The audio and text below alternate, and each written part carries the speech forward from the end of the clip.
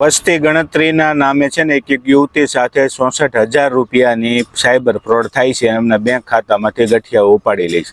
હવે થાય છે એવું કે અત્યારે છે ને નવા ફિલ્મ રિલીઝ થતા હોય પણ ટોકીઝમાં ન જવું હોય ને ખર્ચો બચાવવો હોય ને એટલે આપણે થર્ડ પાર્ટી એપ્લિકેશનો કોઈ પણ જગ્યાએથી ડાઉનલોડ કરતા હોય છે. આ યુવતીએ પણ મૂવી જોવા માટે એપ્લિકેશન એપીકે ફાઇલ ડાઉનલોડ કરી હોય છે અને મૂવી જોતી હોય છે, પણ એને ખબર નથી હોતી કે જ્યારે પણ તમે ઇન્સ્ટોલ કરો ત્યારે બધી પરમિશન માગી લે છે અને બધી માહિતી તમારી આ ઠોક લોકો સુધી પહોંચી જાય. પછી એક એની ઉપર ફોન આવે છે કે હું વસ્તી ગણતરી અધિકારી બોલું છું અને તમારે બધી વસ્તી ગણતરીની ઘરની માહિતી અપડેટ કરવાની છે. આ અપડેટ કરવા માગે છે ને ત્યાં જ એમના મેસેજ આવે છે કે તમારા ખાતામાંથી 64,000 રૂપિયા ઉપડી જાય. સાયબર ફ્રોડ કરવાવાળા રોજ માટે નવી ટેકનિક લાવે છે. તમે જૂની સિસ્ટમ જે હોય ને ફ્રોડ કરવાની એ તમે હજી સમજી રહ્યો ને ત્યાં નવી રીતથી તમારી સાથે ફ્રોડ થતું હોય છે.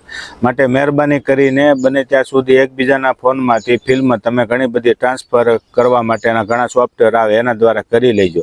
પણ આવી જે ગૂગલ પ્લે સ્ટોર ઉપર એપ્લિકેશન ન હોય ને એવી જો ડાઉનલોડ કરશો ને તો ફોનનો આખો ડેટા હેક થઈ જશે અને તમારા ખાતામાં પૈસા કપાઈ જશે. આજે કદાચ તમારા ખાતામાં બેલેન્સ નહીં હોય પણ થોડા દિવસ પછી જ્યારે પણ બેલેન્સ આવશે ને એ લોકોને તરત ખ્યાલ આવી જશે કે આ ભાઈના ખાતામાં પૈસા આવ્યા છે અને એ લોકો તરત એમના ખાતામાં ટ્રાન્સફર કરી લેશે. ઘણી બધી રીતે એ લોકો ફ્રોડ કરતા હોય ને એમાં આપણું મગજ પણ ચાલતું નથી હોતું. એટલે માટે ખાસ બધા મિત્રો ધ્યાન રાખજો.